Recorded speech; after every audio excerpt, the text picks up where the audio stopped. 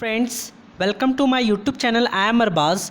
तो आज हम लोग क्लास 10th के त्रिकोणमिति का परिचय इंट्रोडक्शन टू ट्रिग्नोमेट्री का इंट्रोडक्शन ही पार्ट है, वो भी 8.1 का कंप्लीट नहीं हुआ था। ये इंट्रोडक्शन पार्ट 2 है, वो भी 8.1 का। तो चलिए इसमें समझेंगे हम लोग क्या। इससे पहले आपको ये बात रिकैपिचुलेट कर दे कि इससे पहले हमने क्या पढ़ा था। तो समकोण त्रिभुज के बारे में पढ़ा था कि वैसा त्रिभुज जिसका एक कोण 90 डिग्री होता है समकोण त्रिभुज कहते हैं। और पाइथागोरस प्रमेय को पढ़ा था कि कर्ण स्क्वायर बराबर लंब स्क्वायर जोड़ आधार स्क्वायर होता है। इस चीज को हमने समझ लिया था। आज हम लोग नेक्स्ट टॉपिक को समझते हैं। तो यहाँ पे हम लोग वर्ग संख्या के बारे में देखेंगे। वर्ग संख्या क्या होता है, जैसे कि 1 का वर्ग, तो इसको बोलते हैं वर्ग। 1 का वर्ग 1 गुने 1 मतलब 1। 2 का वर्ग क्या होता है, 2 दूना 4। 3 का वर्ग 3 तिया 9। 4 का वर्ग 4 चौके 16। 5 का वर्ग 5 25। 6 का वर्ग 6 6 36। 7 का वर्ग 7 7 49। 8 का वर्ग 8 8 64। 9 का वर्ग 9 9 81। 10 का वर्ग 10 दही 100। और यहाँ पे देखिए 11 का वर्ग होता है 11 गुने 11 मतलब 121। 12 का वर्ग 12 गुने 12 मतलब 144। 13 का वर्ग 13 गुने 13 169। 14 का वर्ग 196। 15 का वर्ग 225। 16 का वर्ग 256। 17 का वर्ग 289। 18 का वर्ग 324। 19 का वर्ग 361। 20 का वर्ग 400। 21 का वर्ग 441। 22 का वर्ग 484। 23 का वर्ग 529। 24 का वर्ग 576। 25 का वर्ग 625। 26 का वर्ग 676। इसको आपको याद रखना होगा इस वर्ग संख्या का कि 1 का वर्ग 1, 2 का वर्ग 4, 3 का वर्ग 9, 4 का वर्ग 16, 5 का वर्ग 25, 6 का वर्ग 36, 7 का वर्ग 49, 8 का वर्ग 64, 9 का वर्ग 81, 10 का वर्ग 100। ये सारा वर्ग संख्या को आपको याद रखना है। मैंने बस यहाँ पे लिख कर दिखा दिया ताकि थोड़ा सा वीडियो का लेंथ कम हो जाए, बाकी ये आपको याद रखना है। ऐसे तो 10 तक तो सबको याद होता है, उसके बाद 11 से लेकर 26 तक जो इंपॉर्टेंट आपको याद रखना ही है हर हाल में,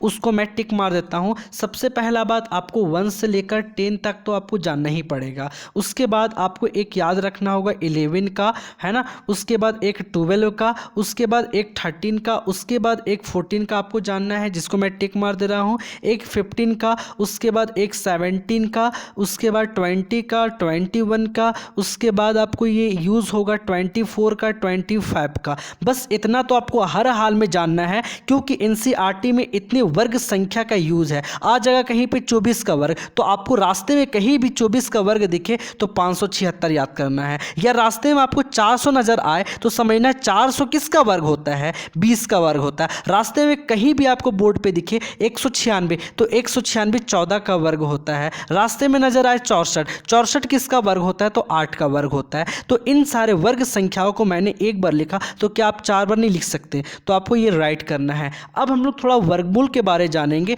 मैं इतना सारा क्यों बता रहा हूँ, क्योंकि आपको 8.1 के इंट्रोडक्शन में ये जानना है और ये एक्सरसाइज में यूज़ होगा। तो चलिए अब हम लोग स्क्वायर रूट के बारे में, वर्गमूल के बारे में समझते हैं।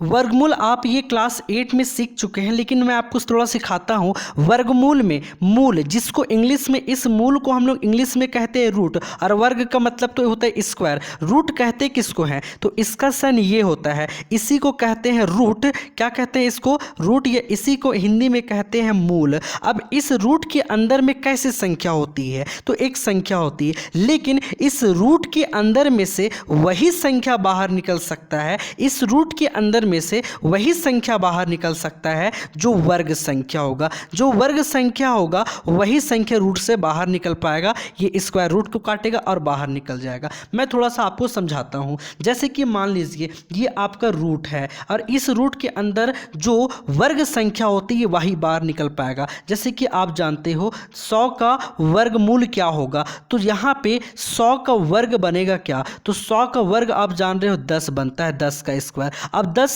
यहाँ पे वर्ग बन चुका, और जो वर्ग बन चुका वो स्क्वायर रूट को काट करके बाहर निकल जाता है, तो यहाँ पे सिंगल 10। उसी तरीके से मैं आपको समझाता हूँ। जैसे कि मान लो यहाँ पे है एक नंबर 36। अब 36 का वर्ग बनता है 36, 36 का वर्ग होता है 6, और 6 में स्क्वायर, यहाँ पे वर्ग बन चुका है, और जिसका वर्ग बनता है, बात समझना, जिसका वर्ग बनता है वही रूट को काट के बाहर निकलता है, मतलब यहाँ पे 6 आ चुका। अब उसी तरीके से जैसे यहाँ पे लिख दे √3, 3 और 3 का कोई वर्ग नहीं बनता, तो इसलिए ये बाहर नहीं निकलेगा। एज इट इज़ √3 हम लोग छोड़ देंगे, ये हमारा आंसर हो जाएगा। थोड़ा सा आर हम लोग समझते हैं। जैसे कि मान लीजिए यहाँ पे हमने लिखा 84। अब 84 से देखते हैं, यहाँ पे तो किसी का वर्ग ऐसा नहीं है 84। आप देख लो 84, यहाँ पे 81 है, 84 तो है नहीं, फिर कैसे निकालेंगे? तो 84 का हम लोग अभाज्य गुणनखंडन करेंगे इस तरीके से। 2 4 जार है ना, 2 चौके 8, 2 दूना 4, फिर 2 दूना 4, 2 एकम 2, फिर 3 सते 21 और 7 एकम 7। एक काम करते हैं, इस √84 की जगह पे ये लिख सकते हैं 2 गुने 2 गुने 3 गुने 7, ये साइड वाला हमने लिखा। ठीक है, अब यहाँ पे इसको वापस से गुना करोगे तो 84 होगा। 2 दूना 4 तिया 12 सते 84। अब यहाँ पे देखो 2 2 2 2 का वर्ग बन रहा है, मतलब 2 गुने 2 2 बार है ना, तो ऊपर वर्ग लिख सकते हैं। और इसका वर्ग नहीं बन रहा, 7 का भी वर्ग नहीं बन रहा। अब ये वर्ग रूट को काट के बाहर निकलेगा तो 2 बाहर निकल गया, पर ये 3 और 7 का वर्ग निकला नहीं, क्योंकि इसका वर्ग नहीं बन पाया, तो इस रूट के अंदर ही रह जाएगा 3 सते 21। तो आप समझ गए होंगे कि जिसका स्क्वायर वर्ग बन पाता है वही रूट को काट के बाहर निकलता है। तो ये यहाँ पे आंसर हो गया। तो आपने वर्गमूल निकालना सीख गया होगा। जैसे आपको कहीं भी रास्ते में नज़र आ जाए, समझिएगा, नज़र आ जाए, जैसे मान लीजिए नज़र आए 625, तो 625 किसका वर्ग होता है? तो 25 का। फटाक से ऊपर से देख करके 25 का वर्ग होता है, स्क्वायर काट के बाहर निकल गया 25। ये आपको काटना नहीं है, मैंने समझाने के लिए यूज़ करा है। चलिए अब हम लोग नेक्स्ट टर्म को समझते हैं।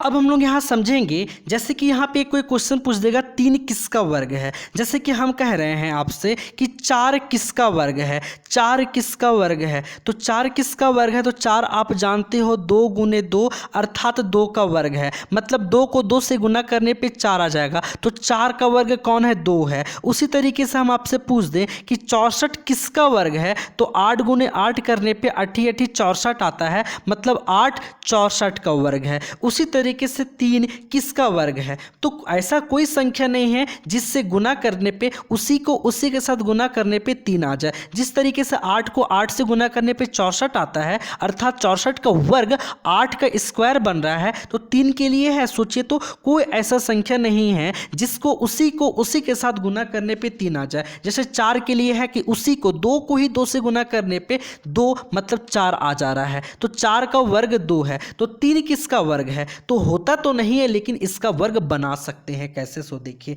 जैसे यहाँ पे 3 है, ये 3 लिखिए 2 बार, इस दोनों में रूट लगा दीजिए और इसको गुना कर दीजिए। अब यहाँ पे √3 कितने बार है? तो रूट 3 2 बार है, तो √3 यहाँ पे 2 बार हो गया। अब देखो यहाँ पे 3 का वर्ग बन चुका है। अगर आप इसको सॉल्व कीजिएगा, √3 का वर्ग कीजिएगा, सॉल्व कीजिएगा, तो वापस से रूट कट के बाहर आ जाएगा और 3 आ जाएगा। मतलब यहाँ पे इसको सॉल्व करने पे 3 ही आ रहा है, कोई फर्क नहीं पड़ रहा है। मतलब 3 का वर्ग √3 है। उसी तरीके से 7 किसका वर्ग है? तो होता तो नहीं है, लेकिन बना सकते हैं। 2 बार 7 लिखेंगे और दोनों में रूट लगा देंगे और यहाँ पे गुना का साइन दे देंगे, तो √7 का यहाँ पे वर्ग बन चुका। अब वापस से काटिएगा, स्क्वायर तो रूट को काट देता है, वापस से 7 आ जाएगा, लेकिन 7 का वर्ग बना था, √7 गुने √7 बना। उसी तरीके से 8 किसका वर्ग है? तो 8 का ऐसे कोई संख्या नहीं है कि उसी को उसी के साथ गुना करने पे आपका 8 आ जाए। तो इसका वर्ग होता तो नहीं है, लेकिन बना सकते हैं।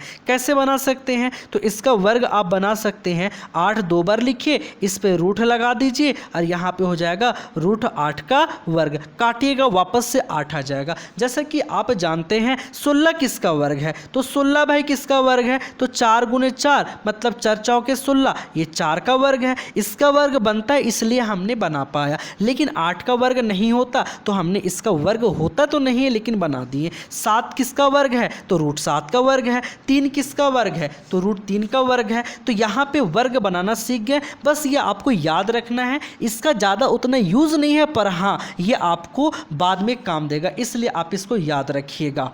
तो अभी तक हमने क्या देखा?